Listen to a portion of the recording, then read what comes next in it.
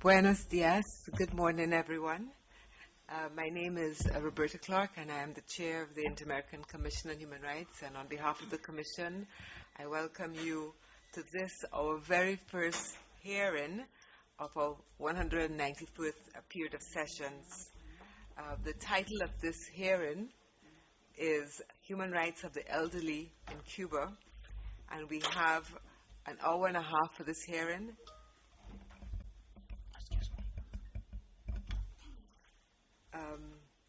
And we want to welcome civil society organizations that have requested this hearing.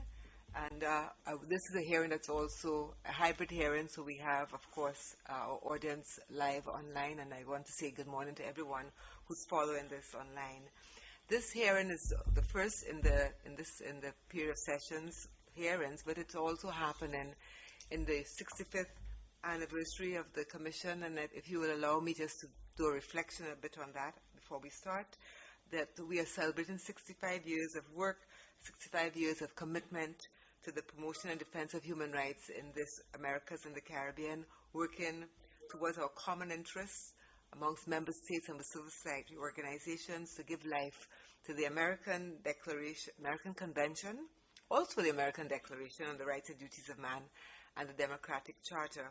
We have, the Commission has a very committed team of professionals, and in the heart of our work is we are focused on the peoples of the region, and in particular those who are victims of violations of human rights. And so I welcome you to this hearing, and I also want to remind those from the point of view of accessibility that this hearing is inclusive, and we're asking all participants to begin your presentation by stating your name, your position, and the organization and institution that you represent. And every time you take the floor, we ask you to please remember to repeat your name so that those who have visual impairments may understand who is taking the floor. Likewise, remind you that these audiences have Zoom subtitles available to them, and every person can activate the subtitles directly from your computers and choose the display size. So with that, I want to also say how we're going to distribute our time. We will start off with civil society organizations having 30 minutes. The Commission and the Commissioners will introduce themselves, but I'm here joined by the Country Rapporteur, Commissioner Rallon, and also by Commissioner Denise. And we will have 30 minutes to reflect on what we hear from you and to also give some feedback or ask questions, and then we turn back over to civil society organizations for another 27 minutes before we close the session. This is a very important session to us. It focuses both on the situation in Cuba, the socioeconomic conditions in Cuba, but also on the rights of the elderly. And I should have said the Commissioner Demees is also the rapporteur for all the rights of older persons. And so we have exactly the rapporteurs that need to be here. Cuba is leading the demographic change, but we see a demographic change everywhere in the Americas and the Caribbean, indeed most parts of the globe. And so how Cuba is approaching this problem, I think, will also give us a good sign about the challenges that are ahead for us, but also what may be the approaches that we should be taking to secure the rights of the older persons in the context of the interdependence that characterizes the life cycle. So with that, I turn over to civil society organization for your intervention.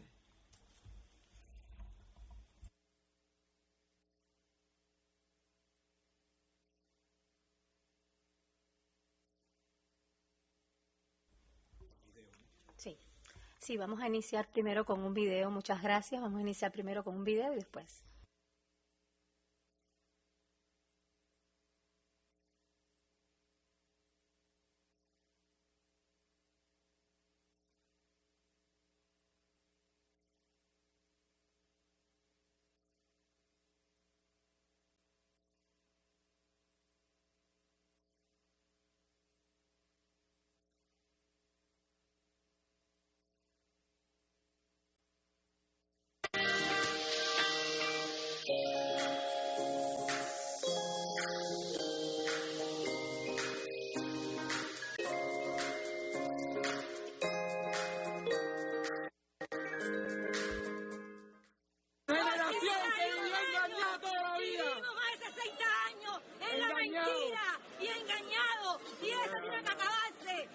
quitamos el ropaje del silencio. Nos quitamos el ropaje del silencio. Ya no puedo más. Yo soy comunista, pero ya no quiero ser ni eso, porque me da pena decir que soy cubano, coño. Trabajé en Caimanera, trabajé en Guantánamo, trabajando como un hombre, llevando, haciendo normas, con un asadón, haciendo 3 cordeles para ganarme 3.20. Hoy no puedo, ya soy una vieja. Bueno, yo tengo 87 años y me da vergüenza ver a la gente que son de mi misma edad, como están pasando, como están solos, como están abandonados, como están despreciados por la cultura cubana, que es tan importante porque han sido bien directores de teatro, directores de cine, o sea, personas que han marcado la cultura cubana y están desbaratados, destruidos, no tienen comida, no tienen atención, nada. Entonces, si van al hospital, enseguida los mandan para la casa para que ya tú sabes, para que se mueran. Bueno, yo me quedo avergonzada del maltrato hacia las personas de mayor edad que han sufrido y han trabajado tanto por la cultura cubana. Me da vergüenza. Tengo problemas con la comida, no como, no tengo posibilidades de comer. Nada, no tengo posibilidad de comer nada, ni dinero tengo para comer nada. Hay veces la gente me dan 20, 30 pesos y con eso ni siquiera me como un pan, un refresco. Pero no tengo posibilidad de nada, de comida, de nada. Y entonces estoy pasando tremendo trabajo y el pie lo tengo, que ¿para qué hablar de eso?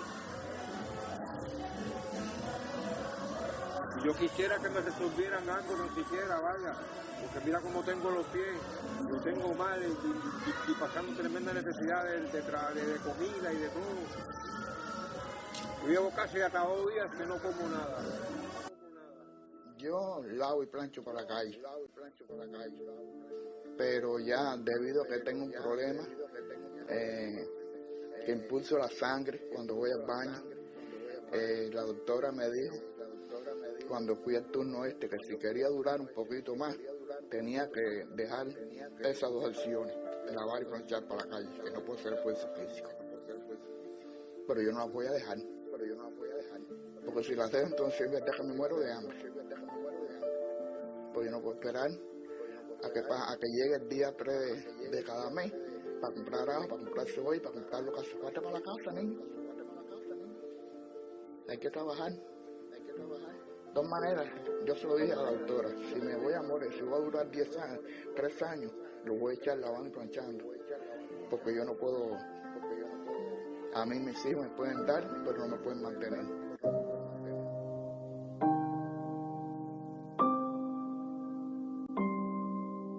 Yo me siento en esta etapa de mi vida que lo he perdido todo, porque yo siempre, no es que yo fuera rica, pero tuve y vi el esfuerzo de mi estudio.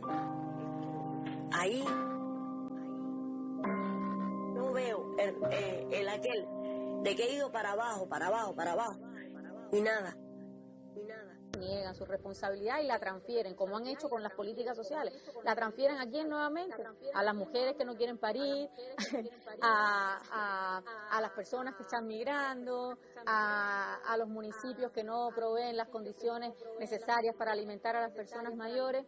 A ver, en un Estado que lo controla todo, que lo planifica todo centralizadamente, las responsabilidades son muy claras. El desencanto es lo peor, porque si no te hubieran prometido, si no te hubieran pedido, ¿no?, tantos sacrificios, de alguna manera también, algunos hablan, incluso se refieren como una especie de traición. Le hace falta que se caiga esto.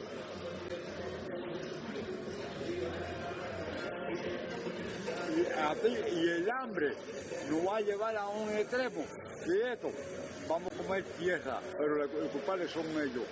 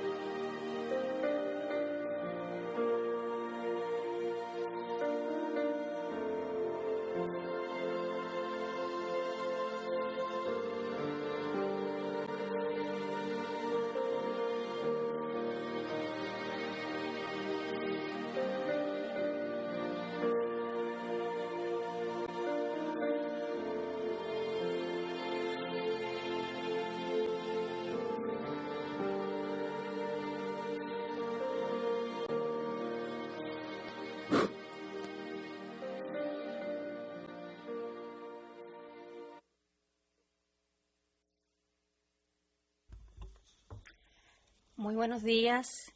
En primer lugar, queremos agradecer en nombre de las organizaciones de la sociedad civil independiente cubana a la Comisión Interamericana de Derechos Humanos y en especial a la Relatoría de Personas Mayores la oportunidad de organizar esta audiencia para presentar la situación de los derechos de las personas mayores en Cuba. Desde Cuido 60 hemos venido monitoreando y documentando la situación de las personas mayores en la isla desde hace varios años. En esta audiencia queremos denunciar cómo el agravamiento de la crisis estructural y sistémica en la isla está afectando el derecho a la vida y a la dignidad en la vejez, según establece el artículo 6 de la Convención Interamericana de Derechos Humanos de las Personas Mayores y los estándares interamericanos en materia de protección de este grupo. Esta situación es particularmente preocupante porque Cuba es el país más envejecido de la región, 24,4% de la población sobrepasa los 60 años y se espera que un 35,9% tengamos para el año 2050. Con posterioridad a la pandemia y a la tarea de ordenamiento de 2021 implementada por el Gobierno, se ha producido una disminución drástica en los niveles de bienestar de la población y de la calidad de vida en Cuba. Esta es la envergadura del deterioro que no hay otro país que haya retrocedido tanto en términos de desarrollo humano, perdiendo 32 lugares en el IDH en tan solo 15 años. En este escenario, el Estado cubano, en lugar de fortalecer la protección social, ha debilitado la red de seguridad social, incluido el sistema de salud pública y los servicios y programas de asistencia social, profundizando las diferencias en niveles de vida que afectan más a la población afrodescendiente, al sector rural del país, las mujeres y personas mayores que viven solas. En el último mes, Cuba ha experimentado un agravamiento de la crisis energética exacerbada por un apagón nacional y el paso de 2 huracanes en menos de 15 días y recientemente un par de sismos. La emergencia humanitaria se ha intensificado en varios ámbitos, mostrando la incapacidad del Gobierno para informar oportunamente a la ciudadanía y garantizar servicios esenciales y gestionar adecuadamente la crisis. Han sido los sectores más vulnerables, como las personas mayores, las más afectadas. En este momento en que hablamos, muchas familias llevan más de 100 horas sin electricidad ni agua y con la pérdida de los pocos alimentos que ya tenían. Frente al agravamiento de esta crisis, desde el año 2021 se ha producido un éxodo migratorio sin precedentes, lo que ha ocasionado un vaciamiento poblacional y una aceleración del envejecimiento en Cuba. Aunque la mayoría de quienes han emigrado son jóvenes y mujeres, algunas personas mayores fueron protagonistas del éxodo, exponiéndose a múltiples riesgos en las peligrosas rutas migratorias y asumiendo los desafíos de integrarse a nuevas sociedades en la vejez. Los testimonios de personas mayores entrevistadas concuerdan que pese a todas las adversidades y peligros experimentados en la travesía, lo volverían a hacer. No hay límites para emigrar cuando se vive en una situación desesperada, decía una de las personas mayores entrevistadas. La crisis migratoria también ha profundizado las desigualdades de género en relación con las responsabilidades de cuidado, siendo las mujeres las que más tienen que asumir estas tareas y haciéndolas más vulnerables y sobrerepresentadas dentro de las más pobres. Cerca del 68% de las personas que ofrecen ayuda en Cuba son mujeres y la mayoría tiene más de 50 años. La inseguridad económica de las personas mayores ha aumentado significativamente desde 2021, con nuevas barreras para acceder a sus ingresos, resultado del proceso de bancarización que ha dificultado significativamente el cobro de las pensiones, unas pensiones que han visto perder progresivamente su valor precisamente por la elevada inflación y el aumento del coste de la vida. Eso ha ocasionado un aumento considerable de la pobreza en Cuba, a pesar de no existir estadísticas oficiales actualizadas. Y el fenómeno que mejor evidencia este aumento de la pobreza es el aumento de personas mayores en situación de calle. Después prácticamente de una década sin datos, las nuevas cifras ofrecidas por el Gobierno confirman un aumento que triplica la presencia de personas en dicha situación y dentro de ellas la mayoría son personas mayores.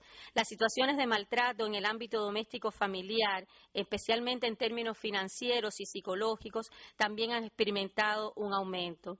Aunque la mayor parte de ese abuso ocurre al interior de la familia, nuestro monitoreo evidencia un importante subregistro de este tipo de situaciones también a nivel institucional. Nuevas desigualdades también están afectando a las personas mayores en Cuba y entre ellas resalta el aumento de la brecha digital resultante de la implementación del proceso de bancarización y del uso de plataformas digitales para la realización de muchos trámites de la vida cotidiana, además de la alta prevalencia del edadismo en Cuba. Por último, y no menos importante, los derechos civiles y políticos continúan altamente restringidos en Cuba.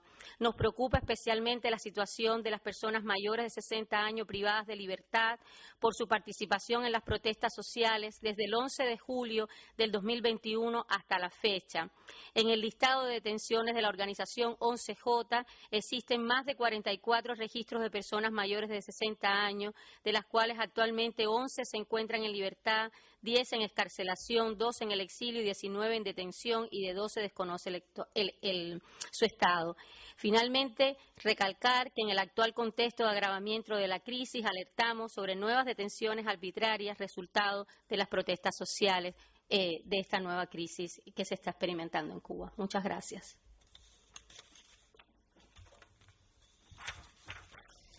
Sergio Ángel, Food Monitor Program.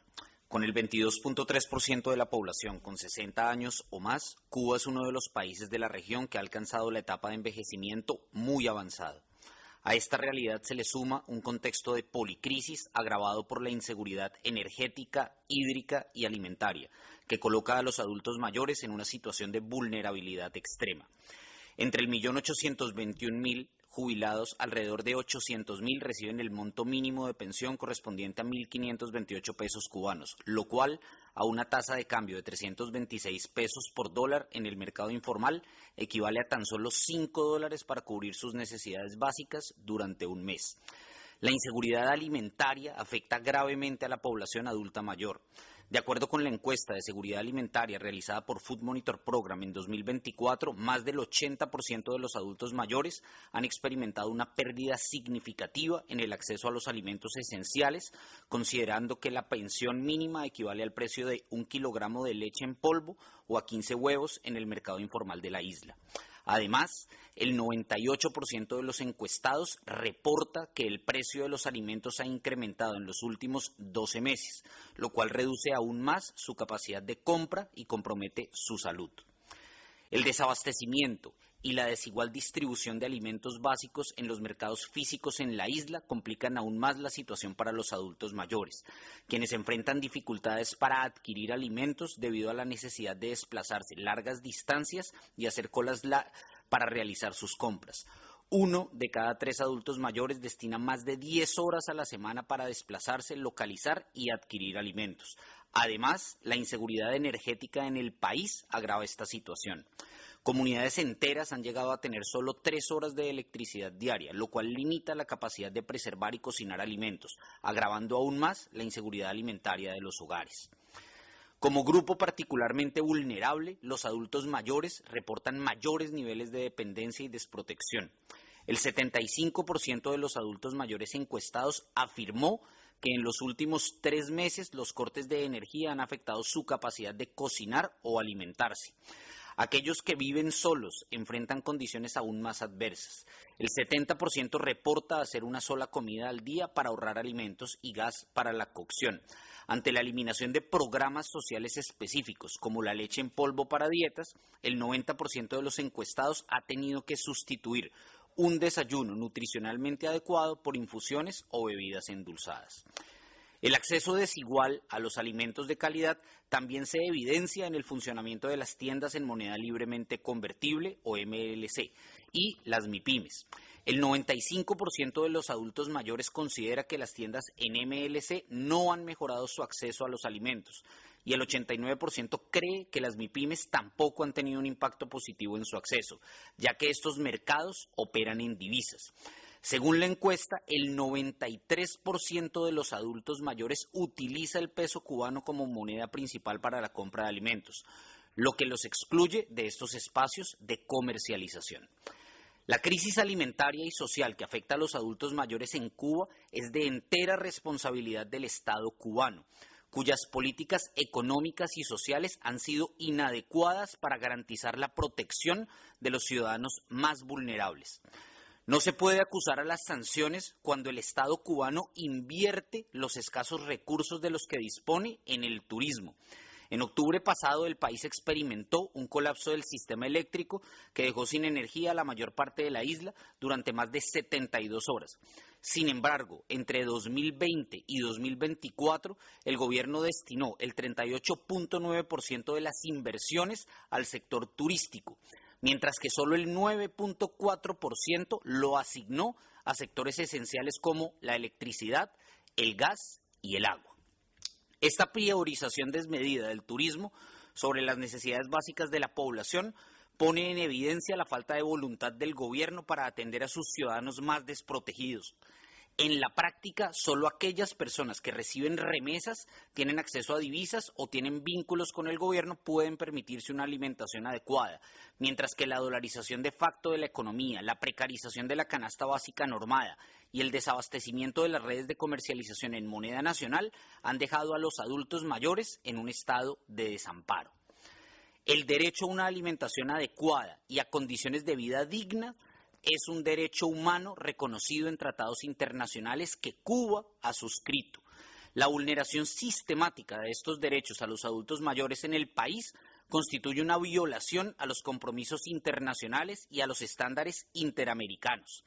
Es responsabilidad del Estado cubano garantizar la seguridad alimentaria y el acceso a servicios básicos para toda la ciudadanía, especialmente para aquellos que, debido a su edad y condiciones de salud, dependen de la protección y el apoyo estatal. La situación actual exige una revisión urgente de las políticas económicas y sociales para asegurar la dignidad y los derechos humanos de toda la población cubana.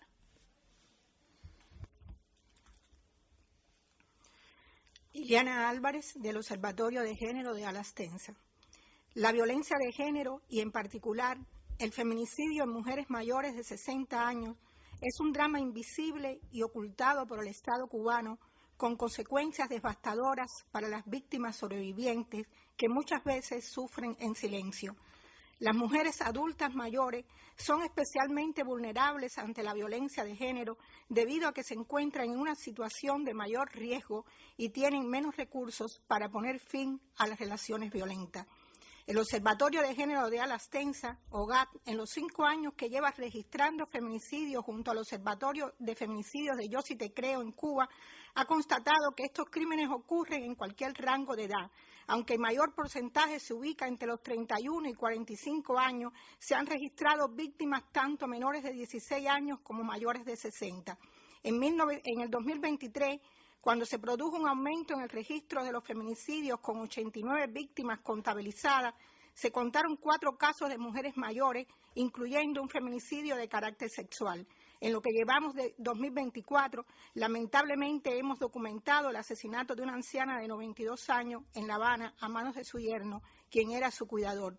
En repetidas ocasiones, OGA ha señalado la necesidad de capacitar y sensibilizar a la policía, jueces, funcionarios y personal de salud pública sobre las cuestiones relativas a la edad y el género y cómo estos factores afectan de manera desproporcionada a las mujeres mayores. Estas víctimas enfrentan una vulnerabilidad particular, pues muchas han sido sometidas a violencia durante largos periodos, lo que afecta a su salud física y mental, presentando un deterioro mayor que otras mujeres de su misma edad. Además, suelen estar más aisladas socialmente y padecer pobreza y falta de recursos, agravada por la crisis que afecta a Cuba y la carencia de políticas públicas que las contemplen. Los observatorios se han mantenido revisando además varios casos de matricidio, varios de adultas mayores, ocurridos en el país, sobre todo cometidos por hijos que padecen enfermedades mentales y carecían de la adecuada medicación y asistencia de salud. Sus madres y cuidadoras estuvieron expuestas debido a la violencia estructural y de Estado que ha sido el colapso del sistema de salud pública.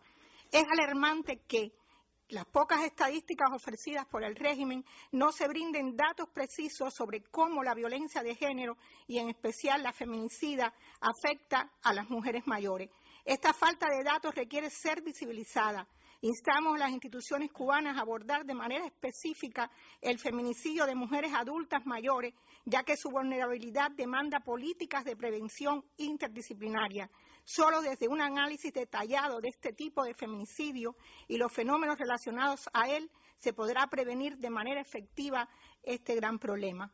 La Oficina Nacional de Estadísticas e Información proyectó que para el 2030 las mujeres serán las principales proveedoras del 52,5% de los hogares cubanos.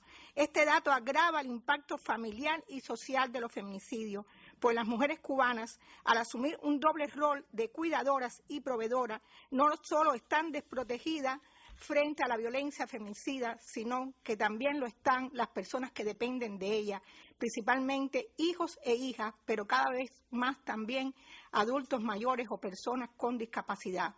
Sin embargo, no existe una legislación específica para las víctimas de feminicidios ni políticas públicas efectivas que garanticen la reparación de quienes dependían de las mujeres asesinadas, incluyendo a las personas adultas mayores.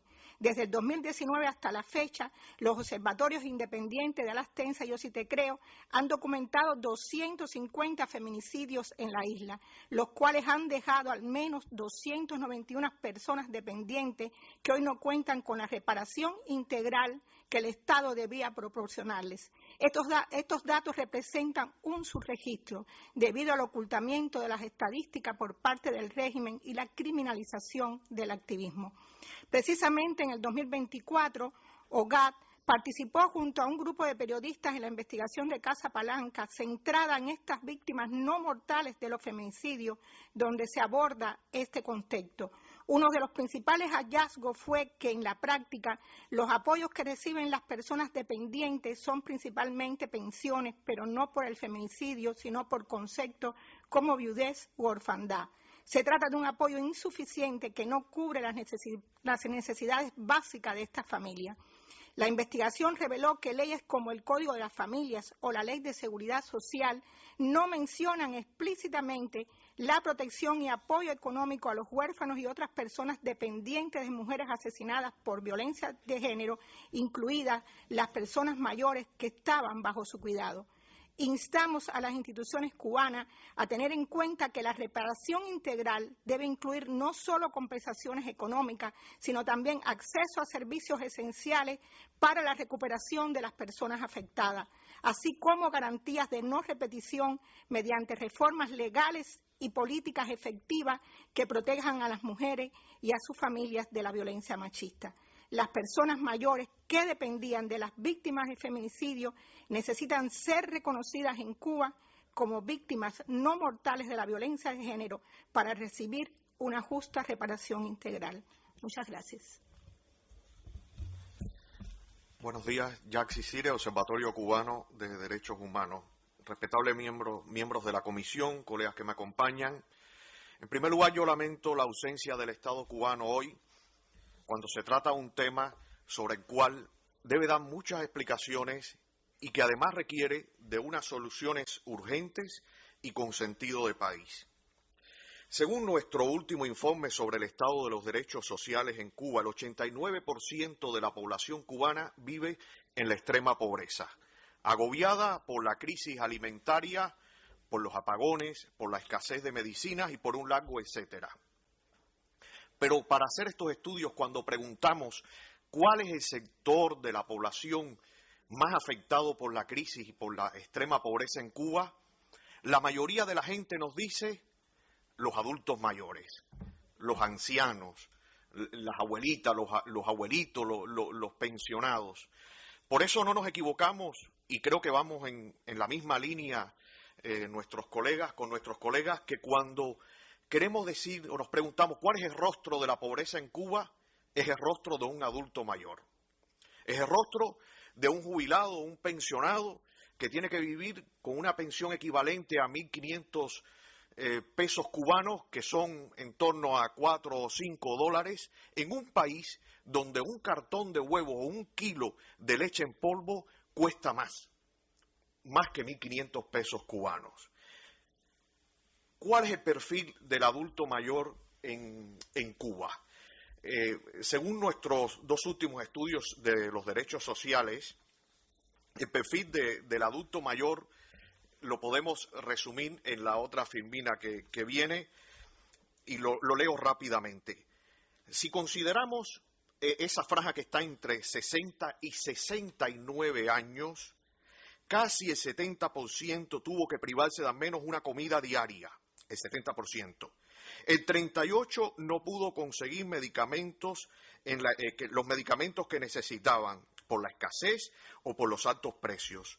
Solamente el 1% lo consiguió en las farmacias estatales. De hecho, el 21% tomó medicinas vencidas, el 21%. El 91% vive por debajo del umbral de la pobreza. Recordemos que el umbral general lo ubicamos en el 89%. Pero si analizamos la franja de los adultos mayores superiores a 70 años, la cosa es peor. Son los más solitarios si tenemos en cuenta el número de personas por hogares. El 79% de los mayores de 70 tuvieron que privarse de al menos una de las 3 comidas diarias. El 43% no pudo conseguir las medicinas que necesitaban. El 38% necesitó ayuda de los familiares y amigos para cubrir sus gastos de salud. El 94%, vive en la extrema pobreza. Recordemos que el umbral general nacional está en el 89%. La cuarta parte de los ancianos vive en casas en peligro de derrumbe. La media está en el 15%. El 23% carece de suministros de agua. No es que le vaya un día o 2 o 3 como a una parte de la población, sino que nunca tienen agua. Son quienes menos remesas familiares reciben. Este es, en resumen, el diagnóstico de los adultos, el perfil social de la pobreza y de los adultos mayores en Cuba. Ahora, no podemos terminar sin hacer referencia a los adultos mayores que se encuentran en las cárceles, especialmente aquellos que son privados de libertad por motivos políticos y de conciencia. En un estudio que hicimos hace un año, que lo enviamos a la ONU, contamos que al menos se le violaban 16 normas de las reglas Mandela, que de hecho conciben que cada recluso o que las autoridades penitenciarias debían tener en cuenta la realidad de cada sector de reclusos y tener en cuenta a los más vulnerables. Se le violan a estos reclusos, especialmente a los que son presos por motivos políticos y conciencia, innumerables derechos. Está el caso de Félix Navarro, de 71 años de edad, que tiene medidas cautelares de esta comisión y que ha sido nuevamente declarado prisionero de conciencia por Amnistía Internacional. Félix Navarro es diabético, tiene varias enfermedades, tuvo COVID 2 veces y además carga con la cruz del sufrimiento de que tiene a su hija joven injustamente presa, porque los dos no cometieron ni actos violentos ni delitos que merecían estar en la cárcel. Es una situación injusta. Y como Félix Navarro hay otros. Hay un adulto mayor, Miguel Díaz Bauzá, de 81 años, lleva 30 años encarcelado. Nada de esto obedece a una lógica de la justicia, pero peor, nada de esto obedece a una lógica de la humanidad. Finalmente, quiero señalar rápidamente sobre los prisioneros de conciencia que hoy hay un grupo importante del presidio histórico cubano y de la Primavera Negra de 2003, que hoy sufren infinidad de padecimientos por las condiciones de tortura, de tratos crueles y degradantes que sufrieron en las cárceles cubanas, que en algún momento merecen una reparación. Finalmente, creemos que hay que redoblar las exigencias para que se reconozca la libre asociación, y más en el contexto que se ha detallado aquí hoy. Hay decenas de grupos, iglesias independientes que no pueden realizar a plenitud su labor humanitaria en favor de los más pobres y necesitados debido a la vigilancia, a la represión o a la negación de personalidad jurídica. Esto es éticamente inaceptable, máxime cuando el Estado es probadamente ineficiente. Muchas gracias.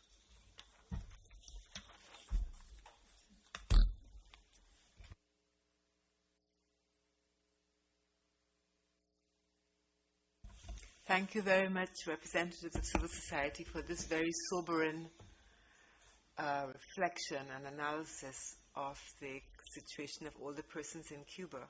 And now now we turn over to the Commission for the Commission's questions and comments. And I would like to start with the Country Rapporteur, Commissioner Suaro Ralón. Muchas gracias, Presidenta. Buen día. Buen día, la comisionada de MES, Secretaria Ejecutiva.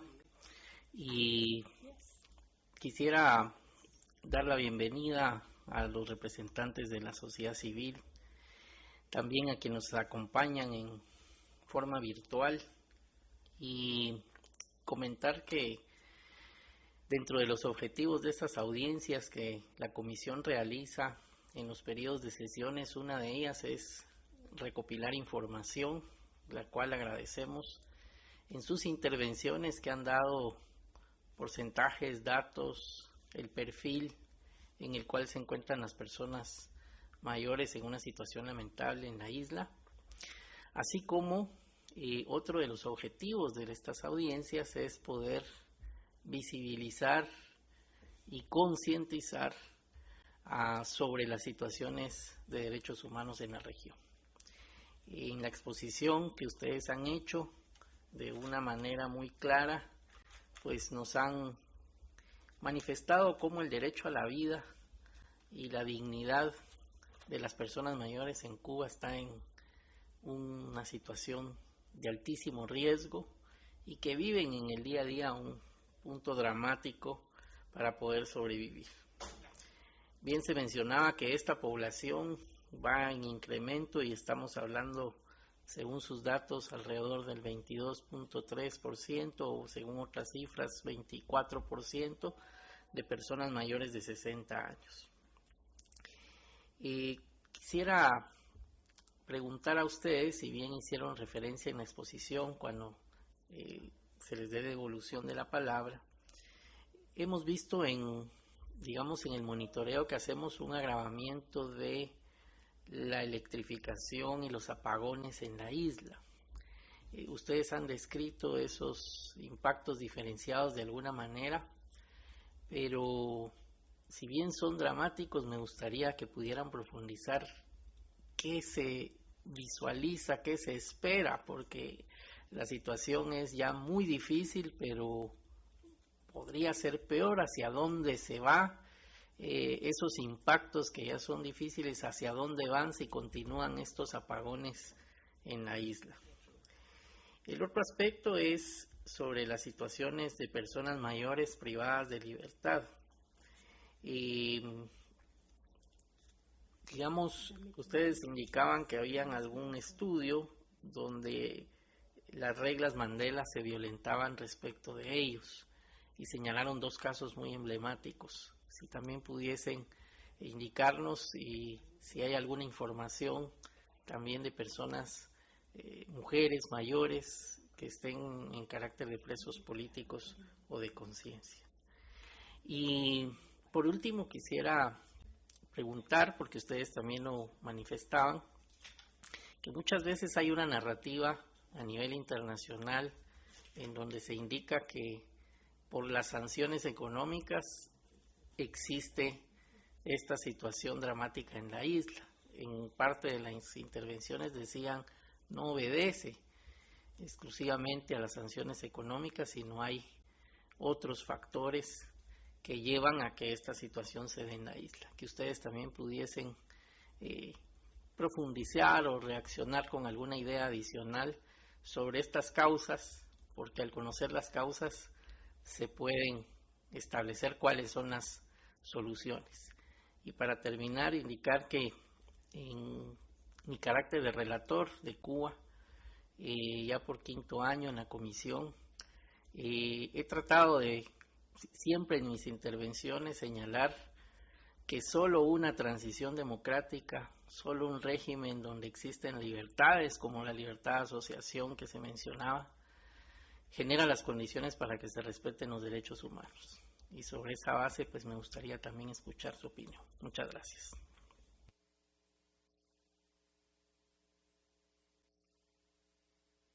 Commissioner Denise. Thank you very much, Madam Chair, Executive Secretary, and of course... Thank you.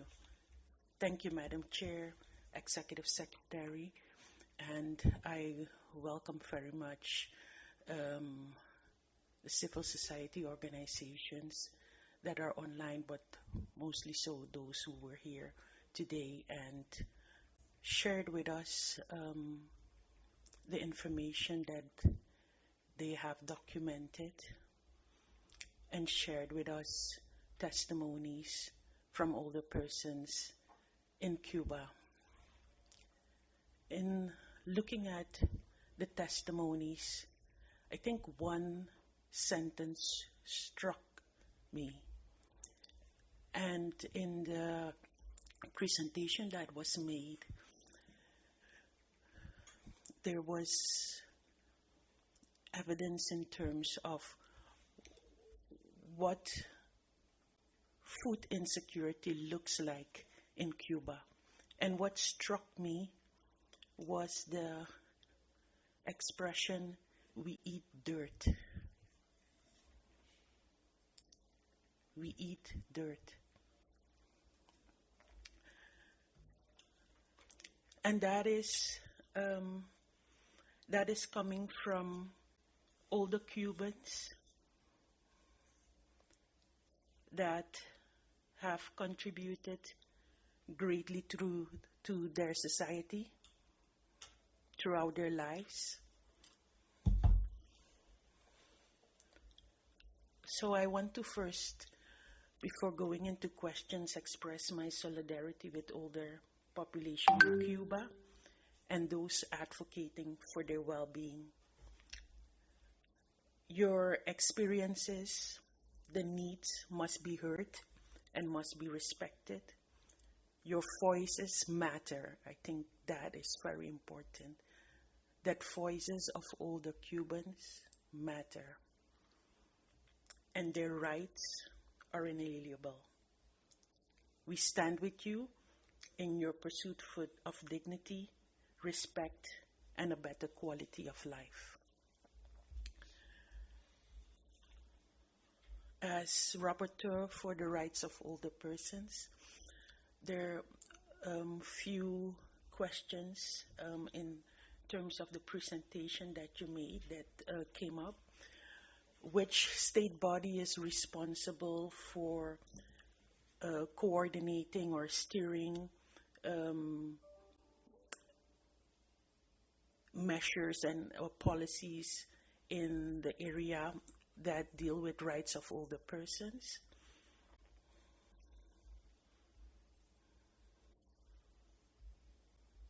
What types of pensions does the Cuban government offer to senior citizens?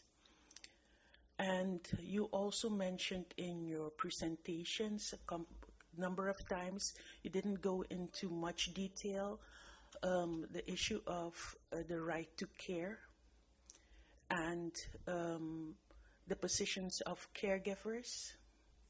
So if you could also provide us with information in that regard. And I think also with respect to the area of violence and abuse of older persons, if there is more information, statistical data, if that data is disaggregated, that are the questions that I have for you. Thank you. Thank you very much, Commissioner Denise. And good morning once again, representatives of civil society and everyone online.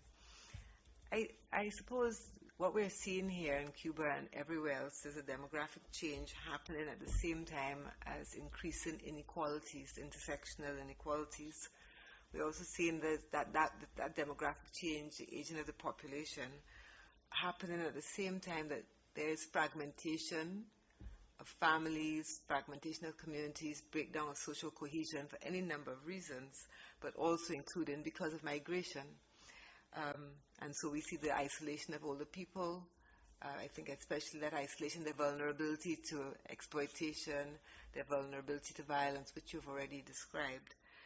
Cuba, notwithstanding the challenges, the significant challenges in political and civil rights for quite a long time, has always still been a country where you've been able to see some level of stability in the social protection, in access to education and access to healthcare. And you yourselves have spoken about that implicitly when you speak about the drop, the 32 position drop, which has happened in Cuba over, I guess, a recent period. So I really want to focus on that drop in the realization, the progressive realization of social and economic rights, which, for whatever the other difficulties, Cuba has been somewhat associated with. So some questions here. Thinking about what is the source of the national revenue? What in the main is the source of national revenue? Does it come primarily from the tourism sector? And how do you understand how that revenue is being spent in Cuba? Do Cubans have access to a transparent accounting of the use of the revenue, wherever it's generated from, but in particular, I suppose, from tourism, but there are other sources of revenue generation? Is there sort of a national budgeting process which can be transparently scrutinized by the Cubans? And then what, to the extent that the information is available and you have been able to get to it, what is the largest drawdown on the national income, whatever the source of the revenue? What is the largest sector? What is the sector that's getting maybe the majority of the national revenue? And have you been able to see declines in allocations to social protection, to the healthcare system? Is it a deflationary or inflationary decrease, or a real decrease in investment in social protection, social assistance, education and health especially, a provision of medicines and care for the elderly? I think those are my main questions, because it may be that some will say, and you have alluded to it, that the embargo is the answer, the cause of all of it, and removing the embargo will be the answer to all of it. How do you respond to that perspective on the cause of this dramatic demise in social protection in Cuba? And then just maybe you've shared some data here on older persons between 60 and 70 and over 70, and I was wondering, what is your source of information? Is that based on social surveys, or is there a data collection system which is again available to the public for social analysis? I'll stop there now. I have other questions as well, but I think we can have one round of responses, and then I think the Commission may have more questions again. Over to you.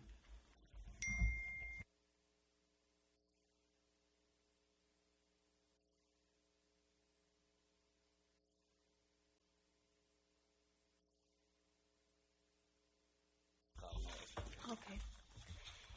Bueno, muchísimas gracias en primer lugar por la solidaridad, por la empatía,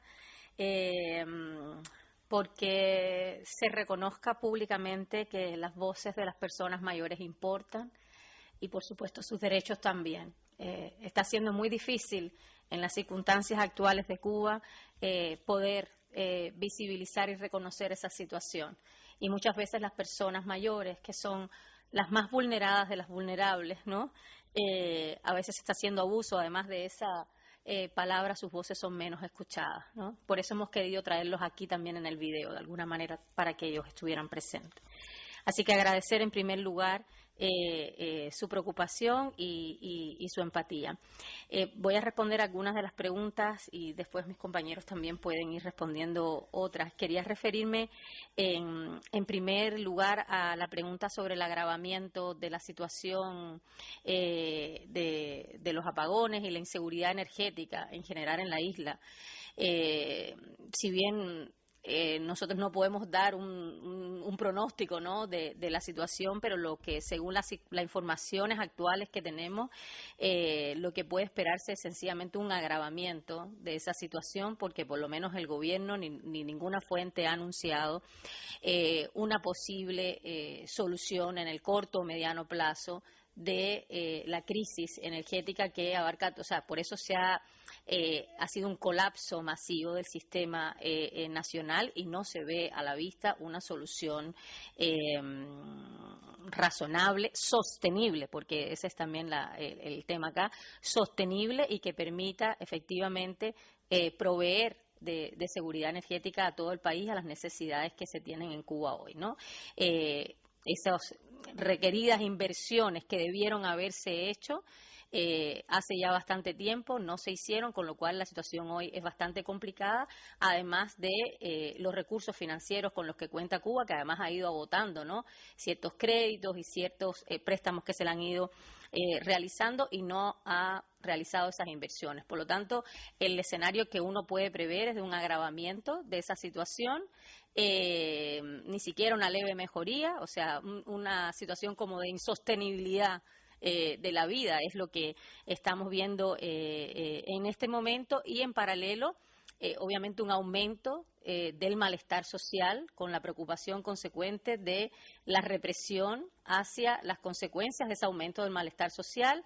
Se han registrado en las últimas semanas varias protestas, cacerolazos y varias protestas sociales en Cuba, y ya ha comenzado el gobierno cubano a emitir una serie de anuncios de represión y medidas represivas a la luz del nuevo Código Penal, que es todavía más criminalizante de esas protestas sociales. O sea, hay una creciente criminalización de la acción social, con ya varios detenidos en este momento. Por lo tanto, el escenario es bastante complicado, ¿no? Una crisis agravada en todo sentido. Respecto de la institucionalidad, voy a saltarme, digamos, algunas preguntas para que los colegas se refieran a otras. Respecto de la institucionalidad que atiende a las personas mayores, algo que nosotros hemos venido también visibilizando como una preocupación hace bastante tiempo. El organismo que atiende las personas mayores en Cuba es un programa, o sea, tiene carácter de programa nacional, y está situado en el organigrama público estatal al interior del Ministerio de Salud Pública. Cuba, en ese sentido, en términos institucionales, no ha producido el cambio que en buena parte de los países de la región de América Latina se ha producido, dándole la importancia, ¿no?, institucional que requiere la atención a las personas mayores. O sea, no se explica que, al lado de que es el único grupo poblacional que crece, el rango institucional que tenga sea el de un programa al interior del Ministerio de Salud Pública, con lo cual de alguna manera se enfatiza esa visión como más salubrista de la atención a las personas mayores y no integral de las personas mayores. A nosotros en ese sentido también nos preocupa la inseguridad jurídica y los límites del acceso a la justicia, no los mencionamos, de las personas mayores, porque tampoco, si bien hay una actualización de las leyes con el nuevo Código de la Familia y recientemente con la aprobación del decreto ley 109 del 2004, muy recientemente creado, previo a la convención de la CEDAW, sobre la creación de un sistema integral para el cuidado de la vida. Es realmente preocupante porque se anuncia la realización de este decreto, o sea, la implementación de este decreto sin un presupuesto detrás para ejecutarlo. O sea, cuando lo que hemos visto es, a lo largo de los últimos por lo menos 30 años, 20 años, una reducción progresiva de la inversión estatal en servicios sociales y de cuidado. O sea, un recorte progresivo y por lo tanto tenemos un déficit bastante importante de servicios de atención a la población mayor. Entonces no se explica, digamos, cómo se genera este decreto ley sin un presupuesto detrás que permita la ejecución de dicho decreto, y eso también es algo que solicitamos de alguna manera investigar, porque es un decreto que está anunciado ahora 15, 20 días atrás, ¿no? Y es como contradictorio. Y respecto de los datos de maltrato, nosotros hemos estado tratando de hacer un esfuerzo por recopilar datos sobre maltrato doméstico familiar y en el sector institucional, sobre todo en las instituciones de cuidado de larga duración, donde sabemos por la prensa independiente, por las redes sociales, que es donde sobre todo los mecanismos donde las personas pueden expresarse, porque no tienen claro cómo pueden hacerlo a través del sistema de justicia. Hemos visto un aumento considerable de esos malos tratos. Hemos tratado de sistematizar muchos de esos casos, pero no existen datos públicos sobre maltrato, salvo los últimos de la Encuesta Nacional de Envejecimiento Poblacional que se tomó a finales del 2017, principios del 2018, donde se hablaba alrededor de un 12% de maltrato a nivel doméstico familiar y un 16% en el ámbito público. Pero esos son datos bastante antiguos y que son de esta encuesta. Y a propósito de los datos que utilizamos, todos los observatorios, una mezcla de datos, tanto las escasas estadísticas oficiales que existen. Estamos muy preocupados en ese sentido por la no realización del censo, por la postergación del Censo Nacional de Población y Vivienda. Estamos operando en la actualidad con un censo con datos del año 2012, con problemas y dinámicas demográficas que se han complejizado en los últimos años, sobre todo por la crisis migratoria, y no tenemos datos actualizados sobre la población cubana. El censo debió tomarse en el 2022 y estamos en 2024 y postergado para el 2025. En ese nivel de precariedad de datos estamos, además de las dificultades para recolectarlo por las organizaciones independientes. Me detengo aquí para que mis compañeros sigan hablando. Gracias, Elaine. Gracias al comisionado y a toda la mesa. Voy a comenzar con la respuesta frente a la transparencia de los datos. Es de anotar que Cuba dejó de publicar con regularidad el anuario estadístico. No obstante, para el año 2023 se publicaron datos recientemente. De allí se pueden obtener algunos datos que pueden resultar de utilidad. Sin embargo, hay datos que pueden resultar subrepticios o problemáticos. Entre ellos, por ejemplo, resulta difícil identificar uno de los principales ingresos para Cuba. 3 son los principales ingresos para Cuba. En primer lugar, podríamos identificar el turismo. En segundo lugar, lo que tiene que ver con las remesas. Y en tercer lugar, la exportación de servicios, fundamentalmente lo relacionado con servicios de salud. Es de anotar que en este anuario estadístico de 2023, de manera no clara se elimina esa categoría de servicios de salud en términos de exportación y se une a servicios recreativos y servicios culturales, lo cual dificulta tener con claridad la referencia a cuál es la precisión respecto a esa exportación de servicios de salud, sin ningún tipo de explicación. Con esto, lo que habría que decir es que si bien se han vuelto a publicar estos anuarios estadísticos, no hay tal claridad sobre la certeza de los datos que allí se presentan y de la misma manera no están para todos los diferentes sectores. En relación con la pregunta de las sanciones económicas y al mismo tiempo el impacto real dentro de la situación actual de Cuba, quisiera precisar 3 razones concretas por las cuales consideramos desde Food Monitor que si bien las sanciones tienen un impacto sobre la economía cubana y digamos que no partimos de su negación, sí creemos que hay una absoluta responsabilidad del Estado cubano sobre la situación que hoy viven los cubanos y particularmente la población adulta mayor. En primer lugar, me voy a referir a la productividad de la tierra. En Cuba el 80% de la tierra pertenece al Estado, mientras que cerca del 13.9% de la tierra pertenece a los privados. Sin embargo, cuando hablamos de la productividad de la tierra, 80% for the state and 13%, around 13% for the private sector. Y la productividad de la tierra es del 32% para el Estado, 32%, y para los privados del 36%. Es decir, si el Estado cubano entregara la tierra a los privados y permitiera el desarrollo productivo, no se tendría la crisis alimentaria que en este momento hay en Cuba. Cuba no produce y no produce por sus políticas dentro del país. La segunda razón fundamental tiene que ver con la importación de productos, y acá me refiero nuevamente al anuario estadístico.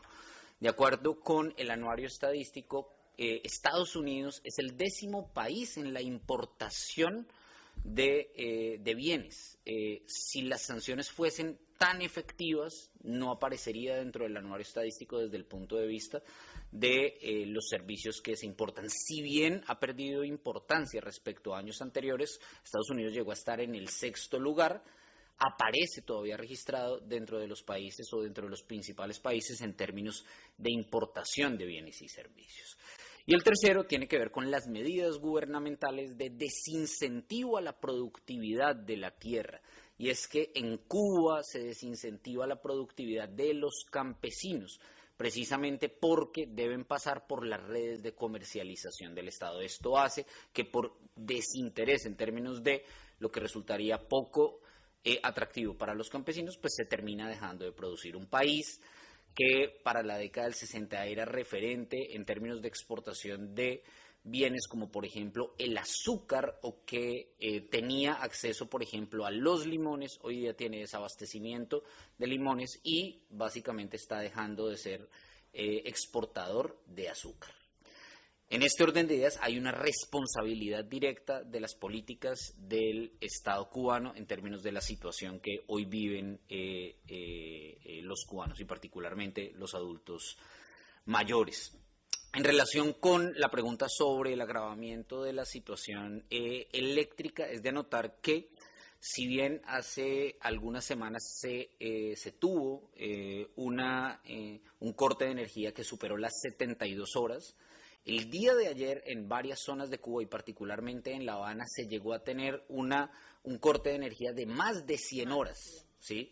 Es decir, si nos atenemos solamente a la situación reciente, podríamos ver que cada vez es más crítica esta situación en materia energética. Acá también hay una responsabilidad y lo decíamos precisamente en la presentación previa. El Estado cubano pudo haber invertido en las redes de electrificación de la isla, recibió préstamos de Rusia y de Venezuela para poder desarrollar todo el sector eléctrico, y esos recursos no llegaron a ser invertidos en las redes eléctricas. Luego hay una responsabilidad directa en lo que hoy día está sucediendo.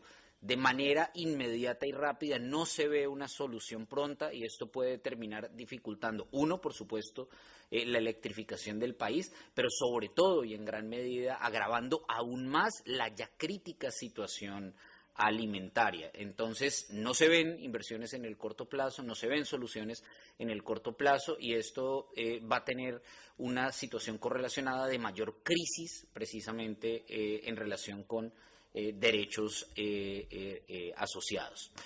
En relación con la reducción del gasto social, también es de anotar que aún incluso en coyunturas críticas como por ejemplo la pandemia, se optó por tomar la decisión de invertir en turismo, en la construcción de hoteles y dejar de lado la inversión en el gasto social. Hubo una contracción, mientras que muchos países de América Latina optaron por aumentar su gasto social. Cuba es de los pocos países que tomó la decisión de contraer el gasto social, es decir, estos años recientes posteriores a la pandemia no son una situación diferente de lo que ya se venía viendo precisamente desde la pandemia, es decir, hay un ejercicio sistemático de contracción del gasto social.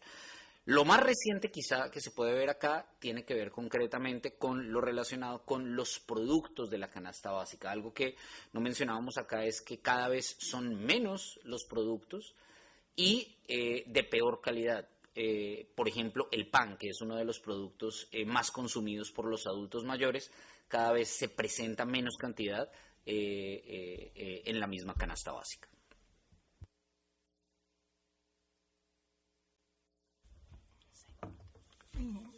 Bueno, gracias por la oportunidad y por escucharnos. Me voy a referir sobre todo a la pregunta que tiene que ver con las sanciones económicas.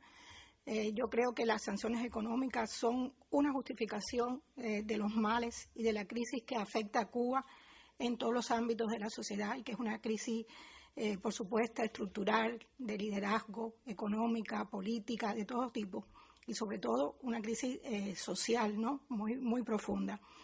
Entonces, con esto de las sanciones, bloqueos para algunos, se justifica todos esos males, que realmente hay muchos de esas crisis que se podían haber resuelto si no tuviéramos un Estado tan inepto y preocupado por lo que no debe estar realmente preocupado. Le pongo un ejemplo sencillo. Por ejemplo, nosotros, las organizaciones civiles con enfoque de género, hemos estado hace muchos años pidiendo que se instaure en Cuba una ley integral contra la violencia de género. ¿Qué sanción puede impedir a un gobierno que su país tenga una ley que proteja a las mujeres integralmente? Por ejemplo, en Cuba no existen casas refugio, hogares refugios para la violencia de género. ¿Qué sanción puede impedir que se instauren esos hogares, esas casas refugios donde las personas mayores también que son víctimas de los feminicidios, víctimas de la violencia machista, pudieran refugiarse? Esto es solo un ejemplo que dice mucho de cómo estas sanciones realmente son justificaciones de los males que enfrenta el país y que estamos, por supuesto, ante un gobierno inepto que no debe hacer realmente, que no hace lo que debe hacer ni responde a los problemas de la sociedad, los problemas inminentes que tiene la sociedad, la población, y en particular las personas vulnerables como las personas mayores. Yo pienso también, por otra parte, y doy gracias a la intervención de ustedes, que la crisis que afecta a Cuba desde hace varias décadas solo tiene solución con un cambio democrático, donde se respeten los derechos humanos, donde no se criminalice la sociedad civil, donde no existan presas y presos políticos, donde las personas mayores estén resguardadas, estén protegidas, no pasen hambre, no pasen necesidad, donde las personas mayores no se pasen días sin comer y no puedan acceder a los servicios públicos elementales, a las medicinas, a la salud, etcétera, donde sencillamente los cubanos tengamos libertad. Muchas gracias por las preguntas. Voy a comenzar por el tema de las jubilaciones. Según datos oficiales, en Cuba hay en torno a 2.450.000 personas mayores de 60 años. Ahora, que estén en los programas de jubilaciones y pensiones, el 66% de ese sector de la población. Es decir, hay un 34% que no tiene ni pensión, ni jubilación, ni hay muchos datos sobre esto. Ahora, del 66%, según datos oficiales, que tiene jubilación y pensión, hay dos cifras oficiales contradictorias. Una que dice, que era de exministro de Economía, que la mitad de esos jubilados y pensionados tienen una pensión mínima que es de 1.500 pesos cubanos, 4 o 5 dólares al cambio de hoy. Recientemente, ese mismo Estado dijo, por medio de otro funcionario, que en torno al 39% tiene la pensión mínima. O sea que hay dudas si es el 39 o si es la mitad de los jubilados los que tienen la pensión mínima. Hay otro sector que tiene una pensión que es un poquito mayor, pero nunca supera esa pensión lo que son los 13 dólares mensuales al cambio. Entonces, la pregunta es, ¿quién puede vivir en Cuba, repito, donde un cartón de huevos, de 24 huevos, cuesta 3.000 pesos cubanos? ¿Quién puede vivir con 1.500 pesos cubanos o con 4.000 pesos cubanos? En cualquier caso, es un tema que hay que solucionar y que va a requerir de una respuesta de país, el tema de las jubilaciones, puesto que ya ellos, las autoridades cubanas, hace unos años aplicaron unas medidas paramétricas, subieron la edad de jubilación.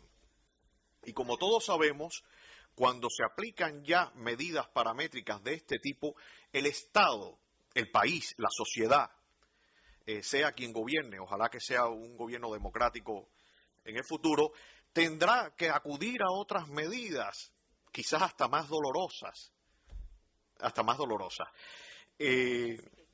Sí. What is the age of retirement? La edad de retiro, el diferenciado para las mujeres. 65 para los hombres y 60 para las mujeres. Claro, es que ya las autoridades aplicaron esta medida paramétrica. Por tanto, repito, el abanico de soluciones se va limitando. En cualquier caso, porque no vamos a entrar en un debate técnico, que además hay personas muy solventes, muy profesionales en estos asuntos, como el profesor Carmelo Mesa Lao, que es referente en América Latina en este tema, que lo podrían llamar si se superara el sectarismo político.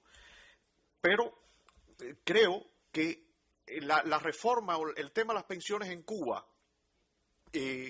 está directamente relacionado con el tema de la economía. Una economía, un sistema económico que no funciona, que no cree en la libertad de emprendimiento, de empresa, evidentemente va a afectar al sistema de jubilaciones. Eso en cuanto al tema de las jubilaciones. Perdona, ahí podríamos agregarle que el tema de la sostenibilidad del sistema de pensiones se agrava justamente por la crisis migratoria y el impacto sobre la población económicamente activa. O sea, es muy grave porque la mayor cantidad de la población que ha migrado, estamos hablando de más de 500.000 de personas en apenas 3 años, es fundamentalmente joven y feminizada, o sea, una población económicamente activa que debería estar contribuyendo a ese sistema de pensiones que ya está de alguna manera colapsado. Entonces, hay una pregunta muy seria sobre la sostenibilidad con esta crisis migratoria que además el gobierno no ha reconocido como tal en sus impactos tampoco, ¿no? Esa crisis ha sido ha sido histórica porque supera todas las crisis migratorias anteriores y sin embargo no ha sido tratada con la seriedad y con todos los impactos que ella tiene, ¿no? Para el futuro, para el desarrollo ya del país. En relación con los presos y presas por motivos políticos de mayores de 60 años, estamos hablando en torno a 26, en torno a esa cifra. No queremos invisibilizar a nadie, por tanto no voy a correr el riesgo de dar un número exacto, pero al menos hay 2 que son mujeres adultas mayores, al menos 2. Eso lo podemos precisar. Sí hay una clara violación a estas personas, que son las dificultades para progresar en el sistema carcelario. En el sistema carcelario se llama progresar, es obtener beneficios, obtener libertad condicional, pasar de máxima a mínima severidad. Eso se ve obstaculizado. Y en algunos casos, cuando les conceden estos beneficios, es cuando ya su salud está muy deteriorada. Y también lo otro que le afecta es la atención médica, evidentemente. Ahora, es que había muchos temas. Los datos, por lo menos los que yo presenté del perfil de la social del adulto mayor, es producto de los informes sobre los derechos sociales. Ya son 9 informes que se hacen mediante un trabajo de recogida de datos, de información dentro de la isla, una muestra representativa de la población cubana. Ya hay 9 informes. Sí, con referente a los datos, hay que decir que, por supuesto, Cuba no es transparente con ningún tipo de estadísticas. A veces nos preguntamos si es que no la hacen, lo ocultan. Las pocas estadísticas que tenemos son estadísticas muy opacas. Entonces, la mayoría de los datos que hemos recopilado, la mayoría de los análisis lo hacemos precisamente de las bases de datos que han hecho la sociedad civil y el periodismo independiente, que actúa bajo una situación de criminalización, por supuesto. Entonces son a veces subregistros de la situación que enfrenta Cuba en diferentes aspectos, en este particular en las poblaciones de los adultos mayores. Hay que decir además que independientemente de los datos hay algo que no se puede invalidar, y que habla, que desmiente el relato del régimen, el relato del Estado cubano, la narrativa del Estado cubano, y son los testimonios que hemos visto, los testimonios que hemos recopilado. Eso por sí solo habla de la situación que enfrentan los adultos mayores en Cuba.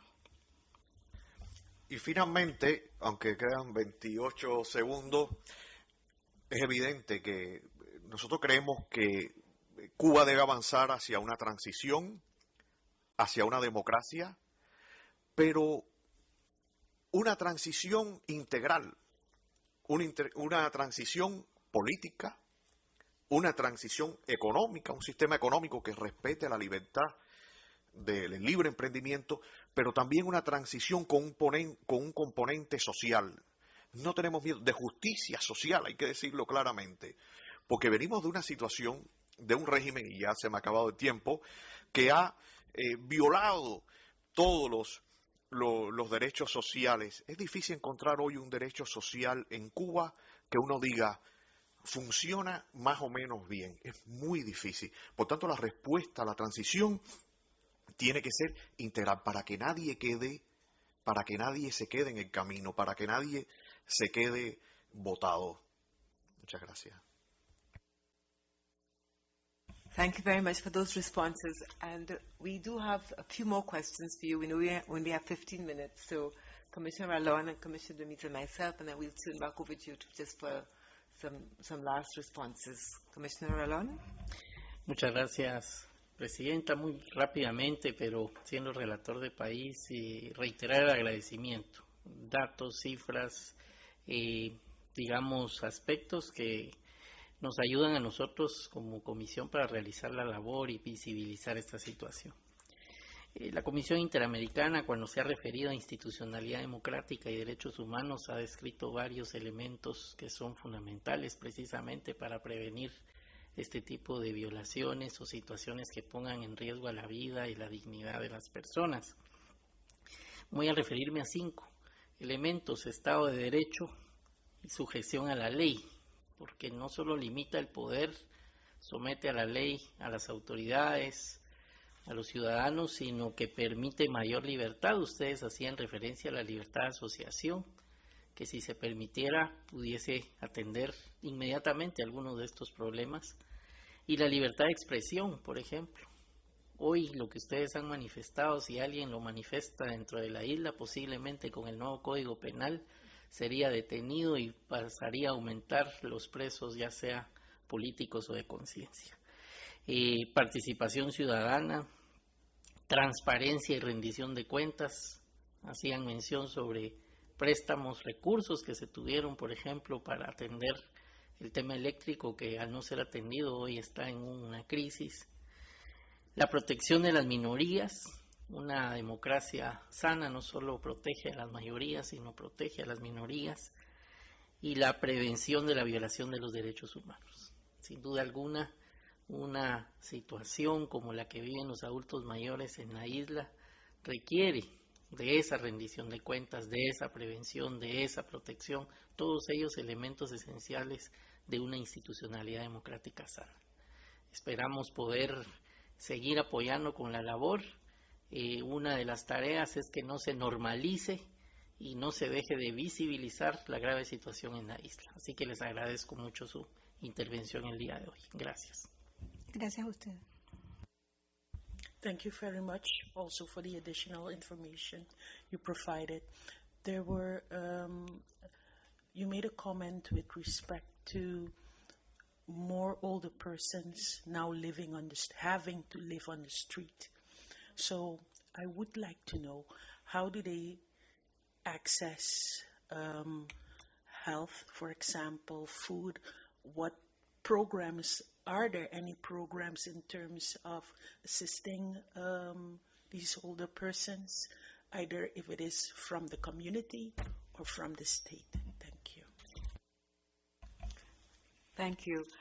And for my part, I wanted to reflect a little bit about the care burden that you've all spoken about, women who are taking care of the children still, the sick and the elderly. And I wanted to ask, even at the level of policy, if not implementation, is there a policy of supporting caretakers or a recognition of caretaking in the Cuban policy space? And I also want to say, oftentimes when the state is not able to fulfill its obligations for any number of reasons, there is some sort of family or community, let's call it safety net, that subsists, that is maintained regardless of what the state is doing. And I wanted to get your reflection on what is happening at the level of communities in Cuba as communities and individuals have to deal with what seems to be a complete breakdown of at least a state-led social protection system, and of course all of the other issues around access to food and electrification. And I'm really struck by the data you've provided about the underutilization of agricultural lands, which I think could be one of the real solutions to the food insecurity that you're speaking about. And what is your analysis? What would the state say about why this agricultural land is so underutilized? You have to answer for the state. The state is not here. Thank you very much.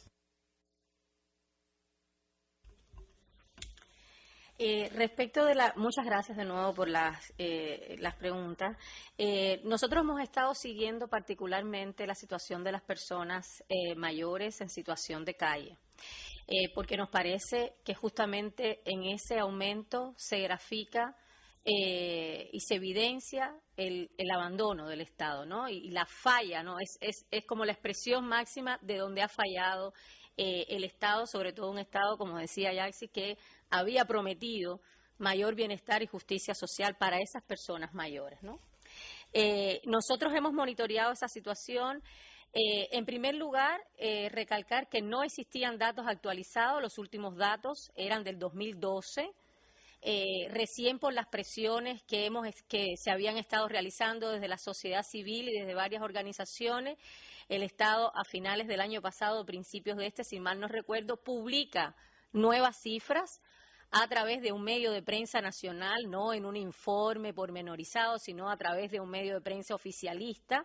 Hace un reporte sobre el aumento que casi triplica, o sea, pasamos en el año 2012, de alrededor de 1.100 personas en situación de calle, cuya mayoría eran personas mayores, a poco más de 3.000 personas en situación de calle, y en ese reportaje evidencia su distribución por provincias, etcétera, etcétera.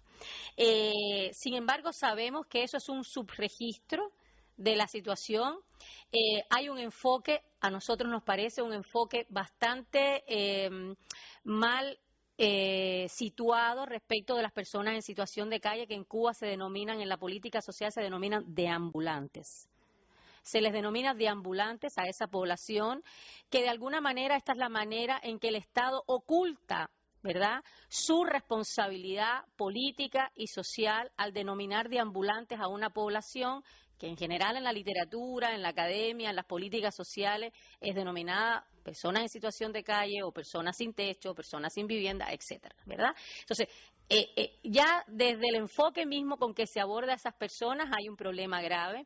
Luego el Estado dice que tiene algunas instituciones que en efecto existen para atender a esas personas, de las cuales se sabe bien poco cómo son atendidas allí. Reportes, sin embargo, independientes, sabemos que hay bastante evidencia de maltrato en esas instituciones, de escasa alimentación y además de un abordaje institucional, bueno, no enfocado precisamente en los derechos humanos de estas personas ni de esta población.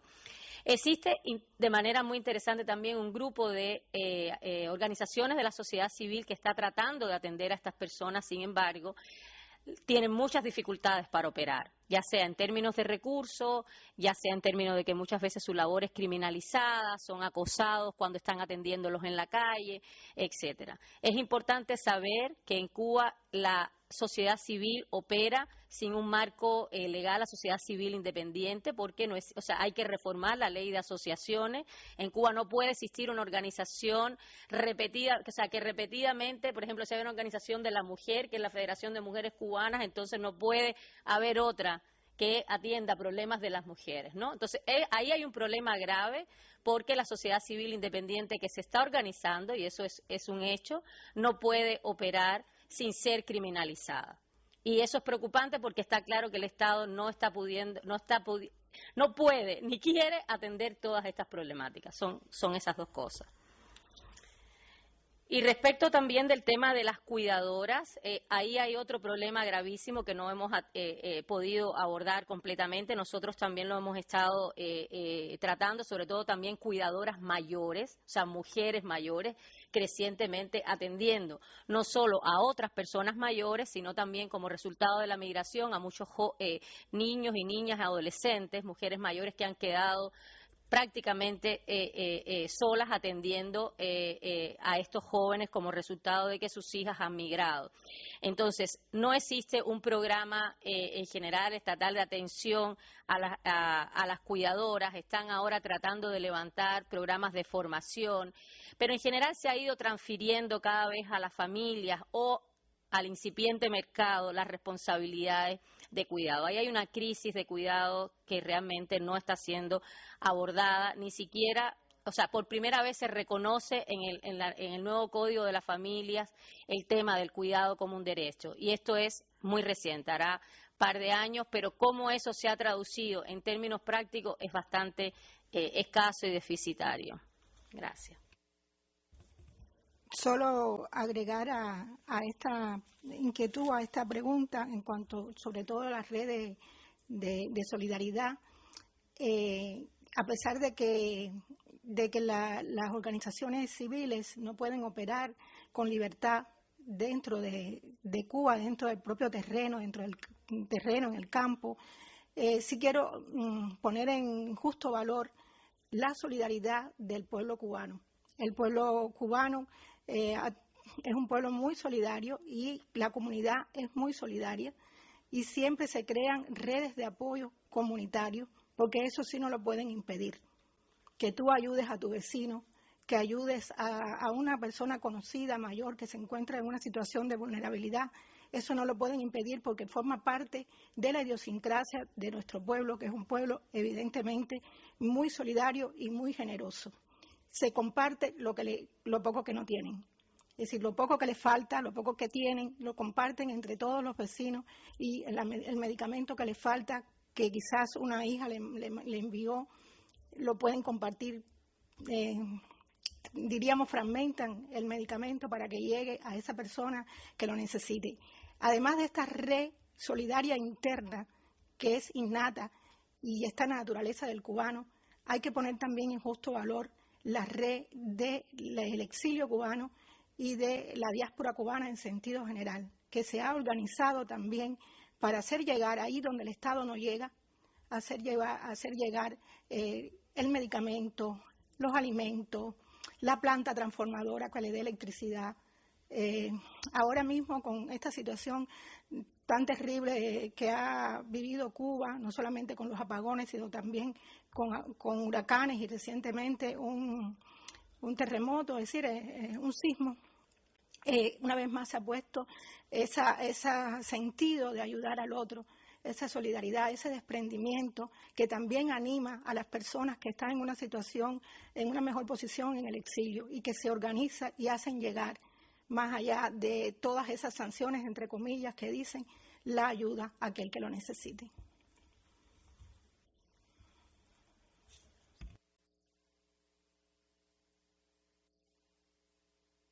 Thank you very much to the representative of civil society. So it's just for me to close the session.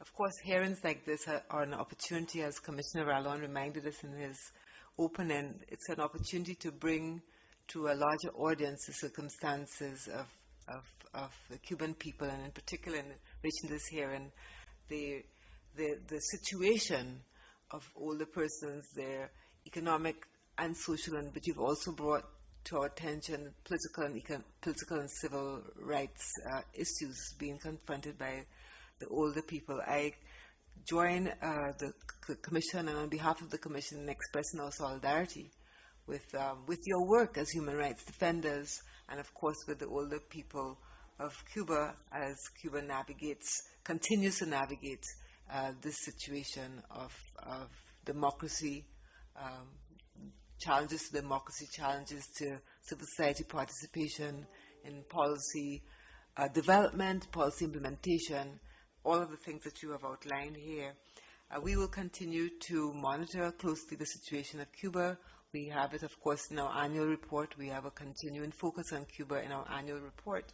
And we are also attentive to any suggestions that you may have in the context of the scope of our mandate, of what else you think that the Commission should be doing to raise visibility and also attention and a response to ensure or to further compliance with human rights by the Cuban state.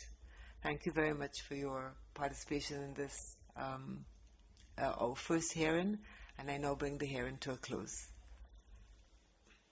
Thank you so much.